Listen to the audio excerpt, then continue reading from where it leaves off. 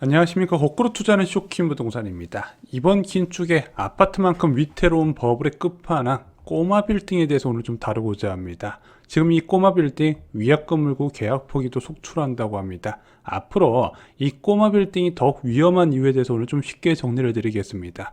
영상 시청 전에 구독으로 인생을 바꾸시기 바랍니다. 자, 0.5% 초저금리에서 만들어진 대표적인 부동산 버블 두 가지, 아파트와 꼬마 빌딩이죠. 자, 최근 급격한 긴축 이후에 침체가 깊어진 상태입니다. 자, 현재 가장 먼저 붕괴된 것은 아파트 시장이에요. 아파트는요, 두 가지 형태로 매수세가 유입됩니다. 실수요 목적이 자가 마련, 그리고 갭 투자가 있죠. 자, 근데 실수요 목적이 자가 마련, 이 주택을 매수할 때 강력한 대출 규제가 적용됐죠. 특히 고가 아파트일수록 LTV 비율이 급격히 줄어들게 됩니다. 그래서 투기과열지구는 9억 이하부는 40%, 초과부는 20%밖에 안 되다 보니까 전체적인 주택가격 대비 대출 비율이 40%가 안 됐어요. 수도권 많은 지역에 그렇게 적은 양의 대출만 가능했다는 겁니다. 그래서 일반적으로 이번에 코로나19 버블 전후로 해서 주택을 마련한 분들은 주택담보대출뿐만 아니라 신용대출은 기본적으로 다 갖다 끌어다 썼어요. 그런 사람들을 우리가 영끌러라고 하죠. 자, 최근에 이 영끌러 분들이 힘들다는 기사가 계속 쏟아지긴 하는데 솔직히 우리가 잘 생각해보자 이거죠.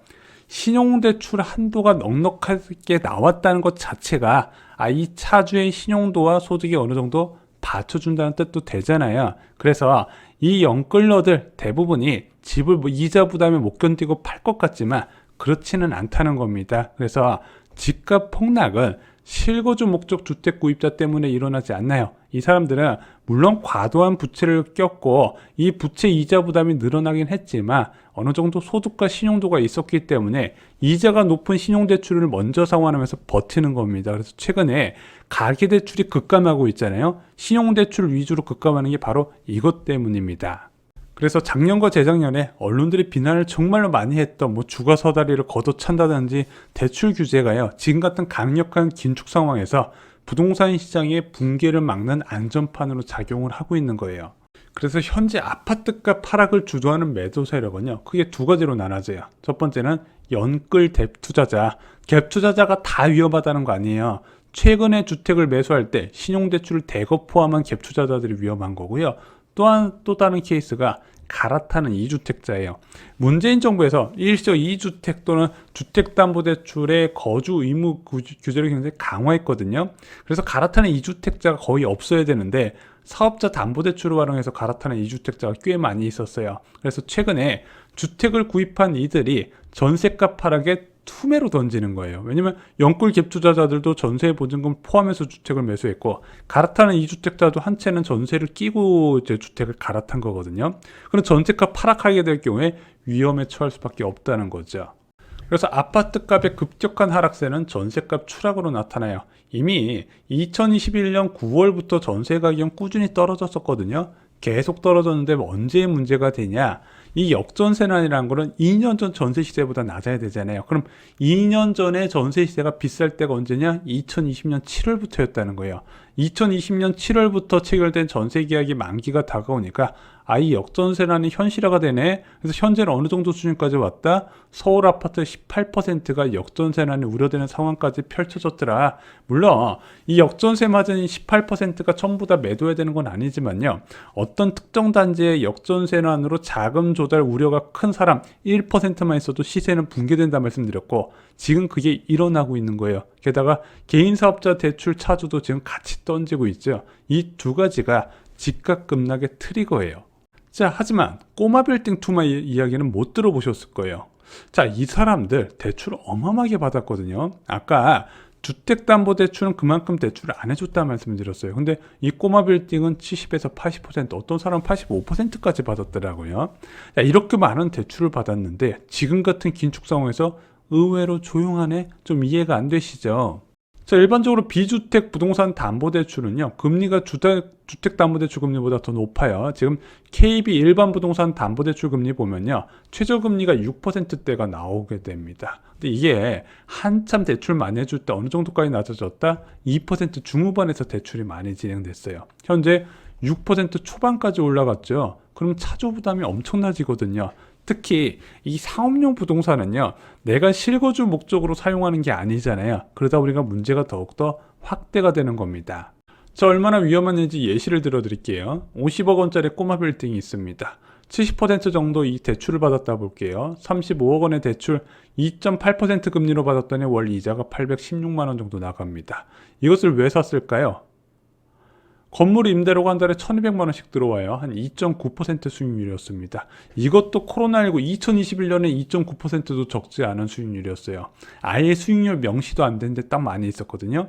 그냥 대출 이자하고 임대료 수입하고 그냥 똔똔 나는 경우도 매물로 꽤 많이 올라왔었어요. 근데 이 건물 임대료 수입이 그대로인 상태에서 35억 원의 대출 이자가 800만 원이 아니라 1,800만 원으로 늘어났다 보겠습니다. 그럼 최소 매월 600만 원 이상의 적자가 발생하죠. 이거 굉장히 위험한 상황이에요.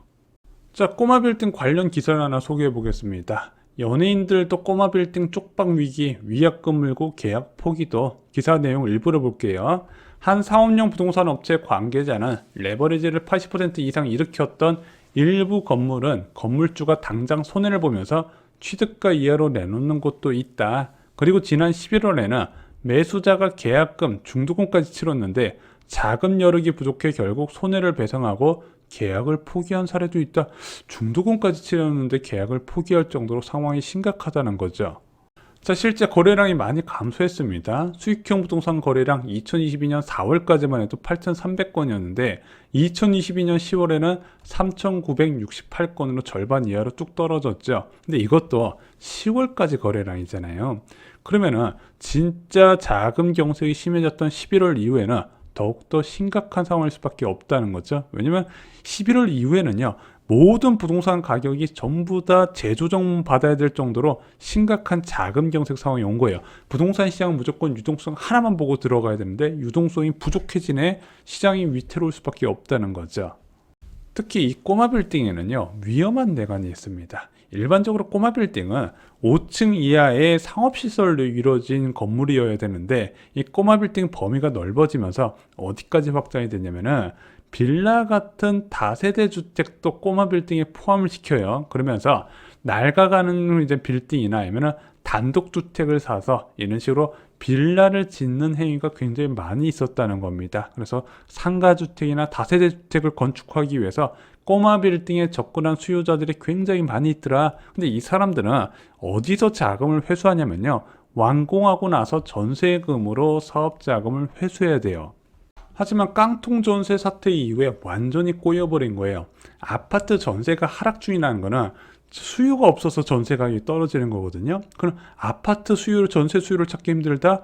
빌라 세입자는 구하기가 별따기의 수준이라는 겁니다. 지금 게다가 지금 신축 빌라 중심으로 해서 깡통 전세 이야기가 계속 나오고 있잖아요. 위치가 어디냐가 중요한 게 아니에요. 그냥 세입자 구하는 것 자체가 어려운데, 게다가 신축 빌라는요, 지금 보증보험도 안 되는 곳이 많이 있어요. 왜냐면 사고가 하도 많이 터지니까 쉽게 보증보험을 가입을 안 해주네. 그래도 그전에는 전세가 부족하다 보니까 계속 수요자가 있었는데 지금 세입자들이 거기를 안 들어간다는 겁니다. 근데 전세가 안 나가면요, 이런 꼬마 빌딩 프로젝트가 좌초될 우려가 크다는 거예요. 게다가 대출금리, 건축비 모두 상승했죠. 자, 이런 식으로 꼬마 빌딩, 빌라를 짓는 사람들은요, 토지 매입 자금으로 대출을 받고 건축 자금으로 대출을 받습니다. 양쪽에서 대출을 받아서 사업을 진행을 하는 거예요. 여기에 사업비까지 크게 올라가면서 당초 토지 매입할 때보다 비용이 껑충 올라가는 상황인 거죠. 자, 이러면서 대출 금리는 치솟고 건축비는 올라간 상황에서 전세 세입자가 안 구해지네? 어떤 결과 나올까요? 유치권 걸린 꼬마 빌딩이 엄청 늘어날 거다, 경매 물건이 늘어날 것이다, 예상이 가능한 겁니다. 다만 대출 의존도가 높은 부동산의 버블 붕괴는요, 시간이 소요가 돼요. 왜냐하면 모든 차주가 대출 갱신금리 적용에 1년 정도 시간이 소요가 되거든요. 그래서 아직까지 고금리를 체감 못하고 지금 벌벌 떠는 건물주들이 꽤 많이 있다는 겁니다. 그런데 이런 식으로 모든 차주가 고금리를 이제 적용받고 나서 이 상태가 좀 시간이 진행되면 그때 매도 물량이 늘어나는 거예요. 아직까지는 그 매도 물량이 일부 나왔다는 거죠. 그래서 일반적으로 이런 대출 의존도가 높은 부동산은요, 고금리 상태가 1년 이상 유지될 때 본격적으로 붕괴가 됩니다. 그래서 꼬마 빌딩의 본격적인 위기는요, 2023년 올해 10월 이후라는 거죠. 근데 꼬마 빌딩은 예후가 안 좋을 것 같아요. 만약에 누군가 못 견디고 싸게 팔면 사주는 사람이 있어야 되는데 꼬마 빌딩은 또 하나의 특이점이 있거든요. 자, 꼬마 빌딩의 수요는요, 아파트 시장과 이제 경쟁 관계에 있습니다. 그래서 아파트 규제가 강할수록 수요가 더 많아져요. 그래서 코로나19 과정에서 왜 꼬마 빌딩을 없어서 못 샀냐? 아파트 규제를 강화하다 보니까, 주택 수에 대한 규제를 강화하다 보니까 내 집 한 채 갖고 있는 상태에서 꼬마 빌딩을 투자하기 시작했다는 거죠. 그래서 꼬마 빌딩이 공급보다 수요가 훨씬 많았어요. 하지만 지금 부동산 규제가 빨리 빠지고 있고 꼬마 빌딩보다 고가 아파트 하락폭이 더 크거든요. 그럼 투자자 입장에서는 기대 수익률이 아파트가 더 높을 수밖에 없다는 거예요. 환금성도 좋고. 그래서 유동성이 꼬마 빌딩보다 아파트로 먼저 갈 것이고 꼬마 빌딩의 수요 부족했다는 하락은 전 이어질 것으로 보고 있습니다. 자, 앞서 말씀드렸던 2023년 최악의 역전세 난항에서 아파트 가격은 어떻게 될까요? 어디까지 떨어질지 제가 2023년 부동산 가격 전망에서 쉽게 정리를 해두었습니다. 지금 부동산 시장 참여자가 반드시 알아야 되는 정보 여기에 다 총정리해 두었습니다. 영상 뒤에 링크를 걸어 두겠습니다. 자, 여러분들 내 집만 원에 필요한 정보 저희가 쇼킹 부동산 블로그 운영하고 있고 거기에 모두 다 담아 두었습니다. 규제가 바뀌거나 또는 좋은 청약이 나왔거나 여러 가지 부동산 관련 집값 전망에 필요한 정보가 나왔을 때 여기에 한데 모아두고 있습니다. 부동산 중요 소식 여러분들 빠르게 받아보시기 바랍니다. 이상으로 영상 마치겠습니다. 좋아요, 구독 꼭 부탁드리겠습니다. 감사합니다.